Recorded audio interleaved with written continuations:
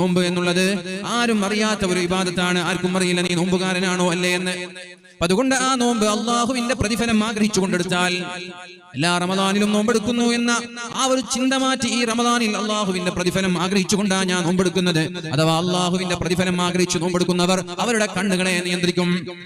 ഹറാമ് സംഭവിക്കാതെ കണ്ണുകളെയും ചെവിയെയും കൈകാലുകളെയും നാവിനെയും എല്ലാം നിയന്ത്രിക്കാൻ അയാൾ ശ്രമിക്കും. അങ്ങനെ സ്വീകാര്യമായ രീതിയിൽ അള്ളാഹുവിന്റെ പ്രതിഫലം ആഗ്രഹിച്ചുകൊണ്ട് നോമ്പെടുത്താൽ അയാളുടെ സർവ്വ പാപങ്ങളും അള്ളാഹു പുറത്തു തരുമെന്ന് പരിശുദ്ധ റസൂലുള്ളാഹ്.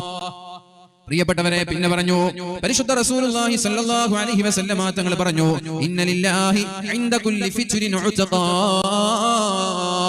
ഓരോ പരിശുദ്ധമായ റമദാനിൽ നോമ്പ് തുറക്കുമ്പോഴും ലക്ഷക്കണക്കിന് ആളുകളെ അല്ലാഹു റബ്ബ് സുബ്ഹാനഹു വ തആല നരകത്തിൽ നിന്ന് മോചിപ്പിക്കുന്നുണ്ട് എന്ന് പരിശുദ്ധ റസൂലുള്ളാഹ്. അപ്പൊ 30 നോമ്പുകൾ നമ്മളിൽ നിന്ന് വിട പറഞ്ഞു പോയി.